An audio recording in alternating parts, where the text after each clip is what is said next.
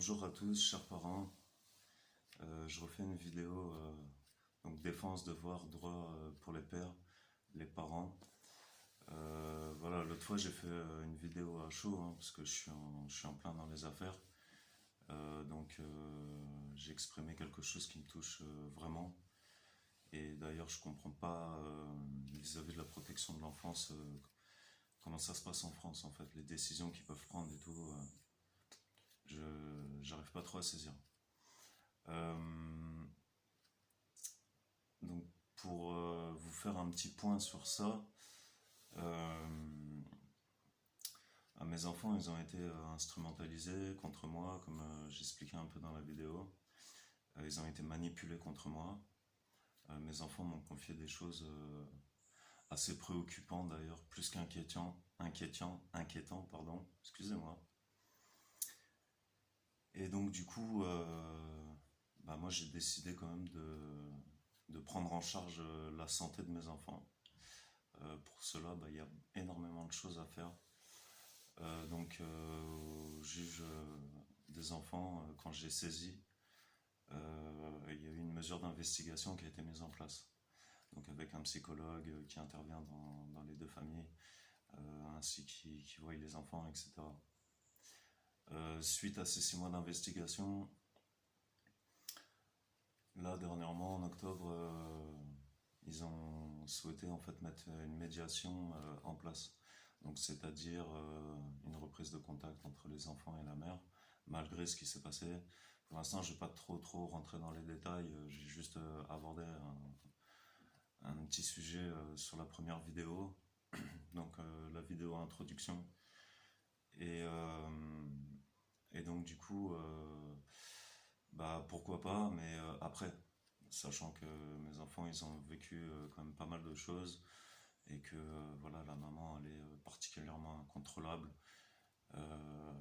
Bon, c'est assez compliqué, même d'ailleurs dans le rapport c'est même marqué que elle n'a pas trop d'empathie, donc c'est quand même un mot qui est très fort quand on regarde bien la définition. Voilà, ça c'est quelque chose qui m'a sauté aux yeux. De toute façon, comme j'avais dit dans la première vidéo, j'y vais brut, hein, il n'y a pas de demi-mesure ou d'à peu près. Je suis vraiment pas là pour raconter ma vie, mais voilà, c'est mon histoire. Et si ça peut si ça peut aider beaucoup de personnes, en fait, franchement, je serais vraiment, ça sera dans la continuité de mon combat, en fait, qui n'est pas terminé en tant que père. Et du coup, si ça peut vraiment sortir des personnes, voilà, du mal quotidien pour ça, franchement, je me dirais, ça sera pas qu'une victoire pour moi et mes enfants, mais ça peut être aussi une victoire pour d'autres. Et c'est ça le but vraiment que je recherche. Donc c'est de faire des vidéos bienveillantes, conscientes, mais qui soient réalistes et réelles. Donc pour en revenir à la mise en place de la médiation, et comme actuellement j'ai pas de véhicule et que je peux pas accompagner mes enfants sur les visites, les différentes visites, et bien du coup ils sont restés sur le jugement classique. Donc le jugement classique, c'est-à-dire que mes enfants allaient chez les mamans tous les week-ends, le samedi et le dimanche de 10h à 18h. Donc déjà ça c'est ce que la juge aux affaires familiales avait mis en place. De 10h à 18h, c'est que quand même il y a déjà quelque chose pour qu'une juge décide que les enfants doivent être seulement en journée chez l'autre parent, c'est qu'il y a quand même déjà quelque chose. Et c'est là que je comprends pas en fait, c'est que en fait il y a une protection de l'enfance et pour être cash en fait, c'est que même mes enfants ils veulent plus y aller en fait, ils veulent plus du tout aller chez leur maman. Et du coup ça peut se retourner contre moi parce que je respecte pas la décision de justice. Et là par contre j'ai plein de choses à dire en fait sur ça parce que j'estime que en fait être parent, on doit être en mesure de protéger ses enfants et d'écarter toute forme de menace, quelle qu'elle soit, contre sa famille. Que ce soit un père ou une mère, ferait n'importe quoi pour venir en aide et sécuriser son enfant. Et je dis vrai. Et il y en a plein qui vont être d'accord avec moi, qui vont me rejoindre. Bien sûr que oui, c'est notre rôle principal. En tant que parents, c'est notre devoir et notre responsabilité. Et on a des droits aussi, d'ailleurs.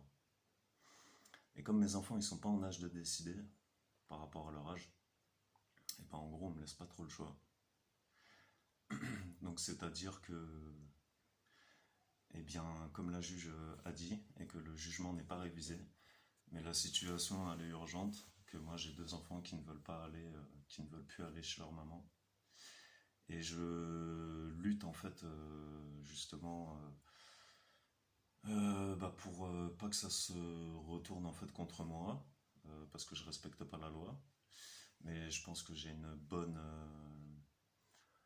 comment dirais-je, une bonne, enfin, je suis, comment, j'ai une bonne raison, voilà, je perdais le mot, excusez-moi.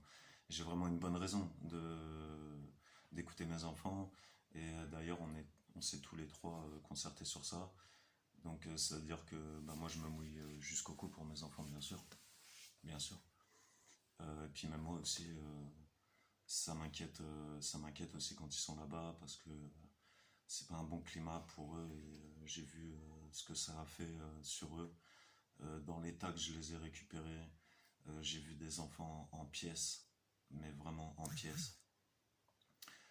Et ça, en tant que parent, de voir ça, de devoir réparer ça ensuite, sachant qu'on n'a aucune formation parce que c'est pas le genre de choses qu'on apprend à l'école. Et chaque éducation est différente. Moi aussi, j'ai été un enfant, j'ai reçu une éducation, mais voilà, moi, comme j'ai été éduqué, je peux pas éduquer mes enfants de la même façon. C'est pas la même génération, les choses changent. Donc c'est ça aussi qu'il faut prendre en ligne de compte aussi. Je pense que pour éduquer, il faut être juste, ferme aussi. Et donc là, c'est assez compliqué en fait de- d'apprendre des nouvelles règles à des enfants qui n'en ont pas forcément connu. Mais le travail ça paye. Et donc dans la suite de cette vidéo, avant de vous quitter, moi ce que j'invite les personnes à faire justement qui sont en séparation difficile, je dis bien séparation difficile où il n'y a aucun terrain d'entente entre les deux parties et qu'il y a des enfants au milieu.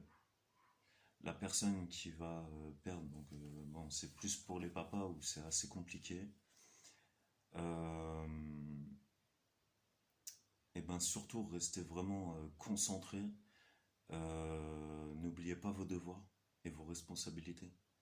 C'est le plus important.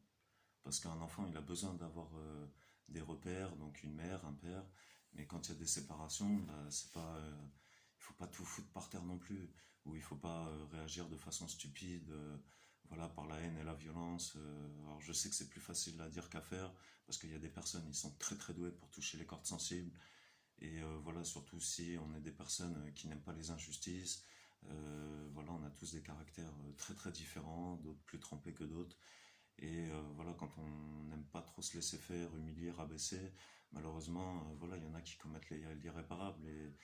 Et c'est là où c'est encore plus grave, parce que après, il y a des enfants qui se retrouvent encore une fois placés. Et voilà, c'est pas le but du tout. Donc quoi qu'il arrive, voilà, déjà en premier temps, si ça doit passer en justice, il faut être irréprochable. Donc c'est-à-dire, voilà, faut éviter d'attirer des problèmes supplémentaires. Vous, voilà, comme je vous disais, restez concentré vraiment sur l'unique objectif, vos enfants. Vous retournez rapidement, donc c'est-à-dire de pouvoir être en place, d'avoir un logement de façon à accueillir de manière convenable vos enfants, de contribuer à leurs besoins quotidiens en alimentation, en linge, en santé, de l'éducation, le suivi scolaire, les loisirs, etc. Donc c'est beaucoup beaucoup de choses à mettre en place. Et donc il faut penser à tout ça, votre travail aussi. Alors je sais que quand voilà, il y a une séparation, on ne voit plus ses enfants, d'aller au boulot et tout, ça devient beaucoup plus compliqué. Mais voilà, il faut prendre le temps de se relever de tout ça, de se reconcentrer sur les objectifs. Mais quoi qu'il en soit, peu importe le nombre de messages, de menaces, de si qu'on vous rabaisse et tout, restez tapis dans l'ombre. Et un conseil, gardez tous les messages.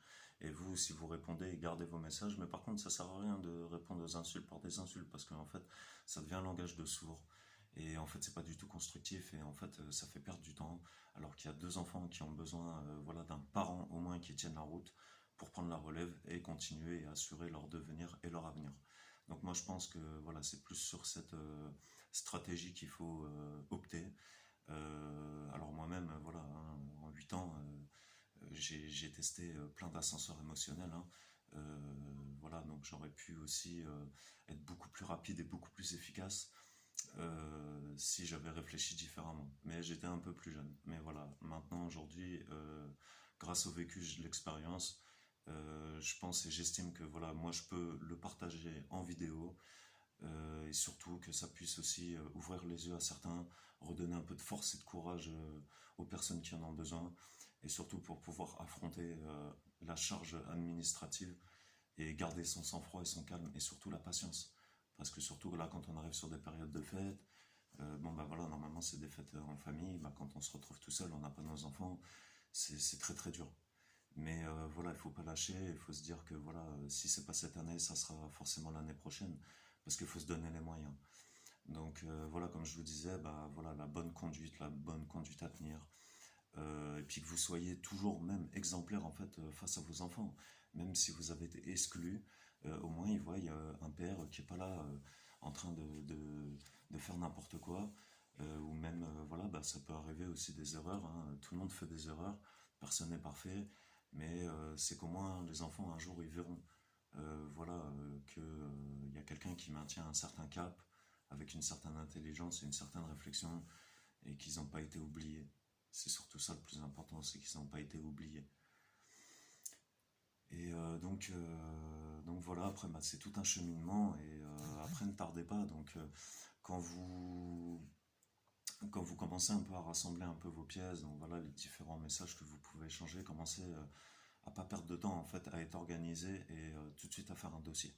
Tout de suite, parce qu'on va vous demander quand même énormément de papiers et donc même si vous pouvez pas justifier quelque chose, c'est pas une preuve, c'est pas quelque chose voilà, donc il faut quand même quelque chose, on va dire voilà, je sais pas, une capture d'écran, garder toutes les preuves de mail, il y a quoi d'autre encore, voilà, si vous envoyez des courriers aussi en accusé de réception, faites toujours des doubles. Si vous envoyez un courrier, il faut pas que ça soit l'original, gardez une copie toujours avec vous, de façon à ce que si vous puissiez vous y retrouver dans le cheminement.